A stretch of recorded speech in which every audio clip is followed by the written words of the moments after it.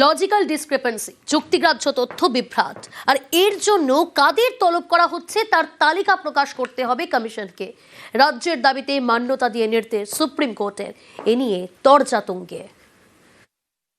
Logical discrepancy এটা কিন্তু কোনো এসআইআর এ ছিল না, এটা নতুন করে দলদাসদের মাথা থেকে বেরিয়েছে। আরো 1,33 লক্ষ থেকে 36 লক্ষ নামের তালিকা করেছেন, যে তালিকা আমাদের কারো কাছে নেই, কোনো পার্টিকে দেয়নি, নিজেরা বিজেপি পার্টি অফিসে ধরে রেখে দিয়েছে। সরব হন মুখ্যমন্ত্রী মমতা বন্দ্যোপাধ্যায়, আদালতে মামলা করে তৃণমূল। সোমবার লজিক্যাল ডিসক্রিপেন্সি বা যুক্তিগ্রাহ্য তথ্য বিভ্রাট নিয়ে নির্দেশ দিল সুপ্রিম কোর্ট।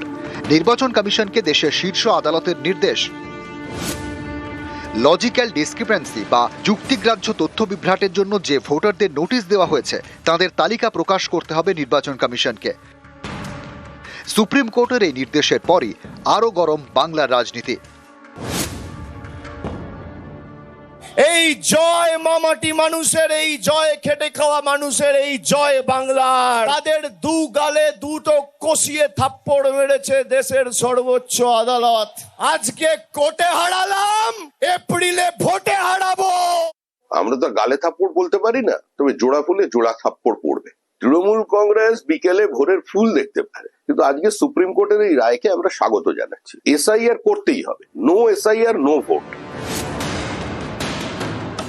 এই যে 1,35,00,000 লজিক্যাল ডিসক্রিপেন্সির নামে মানুষকে হেনস্থা করা হচ্ছে, সবকিছু ঠিক থাকার পরেও হিয়ারিং নোটিশ পাঠানো হচ্ছে, এদের তালিকা প্রকাশ করুন। নির্বাচন কমিশন বলেছিল আমরা তালিকা প্রকাশ করব না, তার কারণ তালিকা যদি প্রকাশিত হতো এদের খেলাটা ধরা পড়ে যেত। দেশের সর্বোচ্চ আদালত সুপ্রিম কোর্ট তৃণমূলের দাবিকে মান্যতা দিয়ে বলেছে লজিক্যাল ডিসক্রিপেন্সি লিস্ট রিলিজ করতে হবে। শুধু তাই নয়, বিচারপতিরাও বলেছেন বিএলএ টুরা হিয়ারিং এ থাকবে। এর সাথে যারা হিয়ারিং এ যাচ্ছে তাদেরকে রসিদ দিতে হবে, অ্যাকনলেজমেন্ট দিতে হবে। বিজেপির এসআইআর এর খেলা শেষ। খেলা তো হবে এপ্রিলে, দেখা যাবে কে খেলবে। 58 লক্ষ বাদ গেছে, তো হিয়ারিং তো এখনো শেষ হয়নি, কমপ্লেন নেওয়া হচ্ছে এখনো। ওনারা ভাবছেন যে বিডিও অফিসকে, বিএলও অফিসকে ঘিরে দিয়ে এসডিও অফিসকে প্রক্রিয়াটাকে থামিয়ে দেবেন, করতে দেবেন, সেটা হবে না। ইলেকশন কমিশন কন্ডিশন দিয়েছেন যাতে সুস্থভাবে হয়, সেটা হবেই। সোমবার সুপ্রিম কোর্টের শুনানিতে তৃণমূলের আইনজীবী কপিল সিব্বাল বলেন, নামের বানানে ভুল থাকলেও লজিক্যাল ডিসক্রিপেন্সি নোটিশ পাঠানো হচ্ছে। তখন নির্বাচন কমিশনের আইনজীবী পাল্টা বলেন, নামের বানান ভুলের জন্য কাউকে নোটিশ পাঠানো হচ্ছে না। শুধুমাত্র মা বাবার সঙ্গে সন্তানের বয়সের ফারাক 14 বা 16 বছরের কম হলেই নোটিশ পাঠানো হচ্ছে। কমিশনের আইনজীবী আদালতে এই সওয়াল করলেও বাস্তবে দেখা যাচ্ছে অন্য ছবি। নদিয়ার কল্যাণীর কথায় ধরুন, কারো ভোটার কার্ডে কালা চাঁদ KALACHAND, আর নির্বাচন কমিশনের তালিকায় KALACHAD মানে এন নেই। এর জন্য ডাকা হয়েছে শুনানিতে। কারো ভোটার কার্ডে লেখা মদন মোহন MADAN MOHAN, আর নির্বাচন কমিশনের তালিকায় মদন মোহন একসঙ্গে, মাঝে শুধু স্পেসটা নেই। এর জন্য শুনানিতে তলব। কারো পদবি ভোটার কার্ডে বাংলায় দাস, নির্বাচন কমিশনের তালিকায় DASS, তাই ডাকা হয়েছে শুনানিতে। লজিক্যালি ডিসক্রিপেন্সি যেটা এসছে সেগুলো নামের ভুলে এসছে, তারপরে বয়সের, বাবার সাথে বয়সের পার্থক্য 50-এর বেশি, আর আরেকটা হচ্ছে ঠাকুমা ঠাকুরদাদার সাথে বয়সের পার্থক্যের কারণে এসছে। 6 জন এবং 6 জনের বেশি যারা ম্যাপিং করেছে তাদের নোটিশ এসছে। এখন এই মাত্র একজন বাড়িতে সার্ভ করলাম, কালা চাঁদ, একটা এন আছে আর একটা এন নেই। করবো, যেতে তো লাগবেই, উপর মহল থেকে যেহেতু ডাক এসছে যেতে তো লাগবেই। গিয়ে আমাদের তো এখানে বাসিন্দা, সেটা তো নিশ্চিত করতে হবে, সেজন্য যেতে হবে। নিউজ 18 বাংলা। নেতাজির পরিবারকেও এসআইআর নোটিশ। সুভাষচন্দ্র বসুর নাতির ছেলেকে নোটিশ কমিশনে। নেতাজির নাতির ছেলে চন্দ্রকুমার বসুকে শুনানির নোটিশ। চন্দ্রকুমার বসু সহ নেতাজির পরিবারের 5 সদস্যকে শুনানিতে ডাক।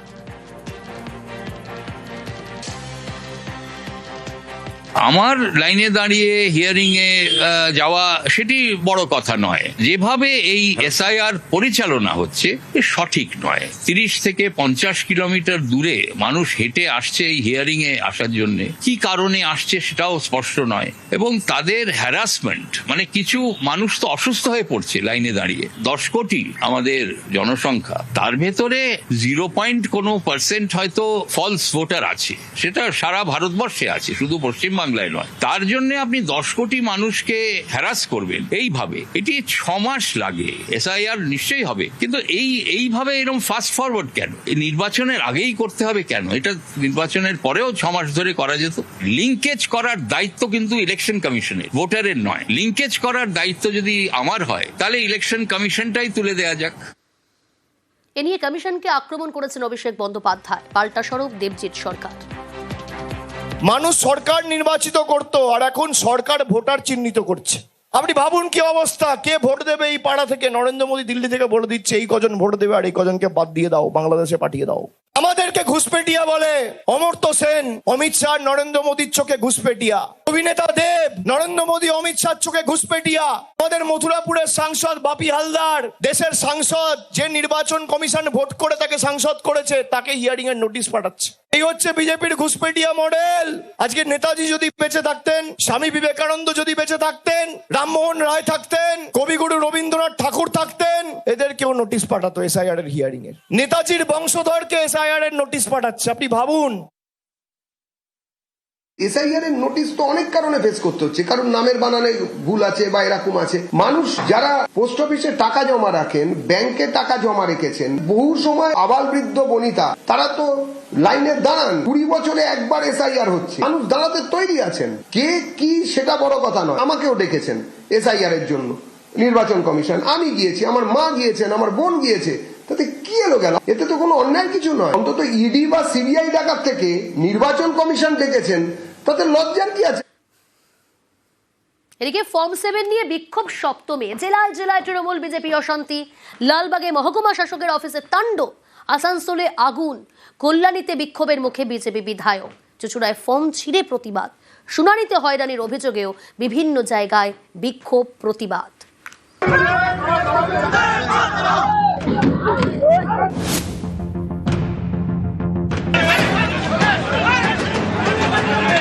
ফর্ম 7 জমা ঘিরে সোমবার জেলায় জেলায় তুমুল উত্তেজনা। বিজেপির বিরুদ্ধে নামবাদের চক্রান্তের অভিযোগ করেছে তৃণমূল, যা খারিজ করছে বিজেপি।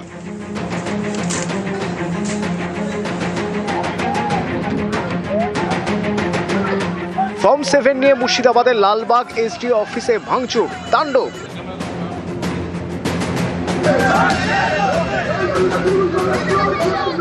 বিজেপি তৃণমূল হাতাহাতি।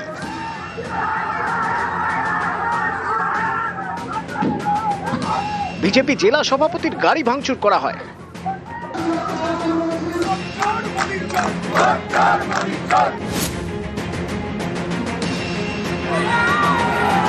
আসানসোলে মহকুমা শাসকের অফিসে তৃণমূল বিজেপি ধাক্কাধাক্কি।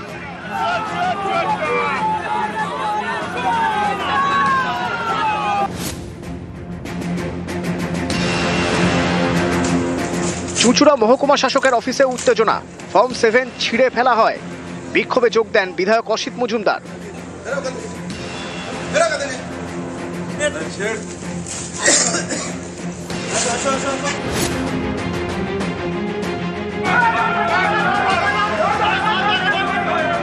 চুঁচুড়া মগরা বিডিও অফিসেও বিক্ষোভ, এখানেও মুখোমুখি তৃণমূল বিজেপি।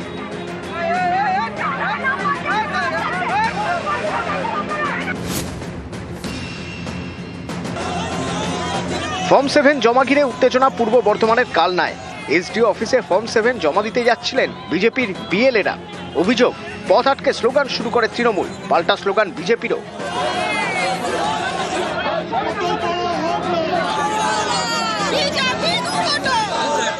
এই 7 নম্বর ফর্ম জমা দেওয়ার জন্য আমরা এসডিও মহাশয়ের কাছে যাচ্ছিলাম, কিন্তু এই সোর তৃণমূলের নেতারা আমাদের সেই ফর্ম জমা দেওয়ার জন্য এরা চক্রান্ত করে বাধা দিল। ফর্ম 7-এ ফিল আপ করে জমা দিয়ে কালনা শহরের কালনা বিধানসভার বিভিন্ন লোকের নাম জমা দিয়ে তাদেরকে বাতিল করার চক্রান্ত করতে এসছে সরাসরি বিজেপি হাতে ফর্ম নিয়ে। পুলিশ সরে যাক, আমরা বুঝিয়ে দেব যে পশ্চিম বাংলায় বাঙালির জোর বেশি না উত্তর ভারতের উত্তর ভারতের এই যে অপদার্থ বিজেপির জোর বেশি।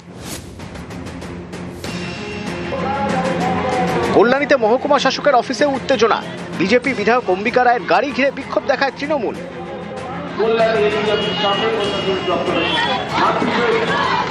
আমরা কোথাও কোনো ঝগড়াঝাটি করছি না, উনি ঢুকতে চেয়েছেন আমরা ঢুকুন, কিন্তু 7 নম্বর ফর্ম নিয়ে উনি ভোট কাটতে যাবেন সেটা আমরা মানব না। লিস্টিংটাকে ক্লিন করার জন্য যে চেষ্টা করছে ইলেকশন কমিশন অফ ইন্ডিয়া, সেটাকে এরা করতে দিচ্ছে না। গত দুদিনে স্পেসিফিক ডাইরেকশন থাকা সত্ত্বেও এরা আমাদেরকে ঢুকতে দিচ্ছে না। বনগাঁ এসডিও অফিসে ব্যাপক উত্তেজনা, অভিযোগ ফর্ম 7 যে ঘরে জমা নেওয়া হচ্ছিল তার সামনে বসেছিলেন বনগাঁ উত্তরের বিজেপি বিধায়ক। এ নিয়ে আপত্তি তোলে তৃণমূল।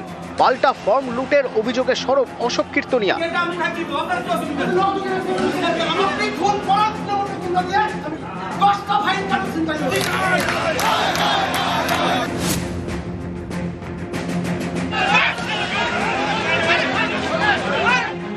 আসানসোলের জামুরিয়া বিডিও অফিসে বিজেপি ও তৃণমূলের মধ্যে ব্যাপক বচসা, হাতাহাতি।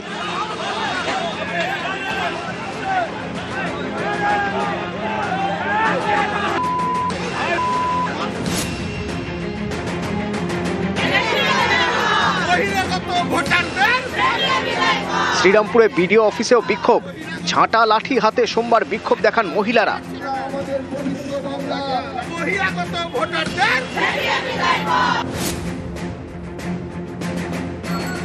শুনানিতে হয়রানির অভিযোগে কুলপি রোডে বিক্ষোভ, অবরোধ, গাছের গুঁড়ি ফেলে আগুন জ্বালিয়ে প্রতিবাদ জানান স্থানীয়রা।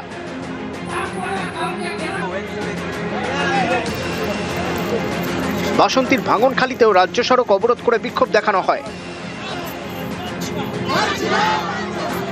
নিউজ 18 বাংলা।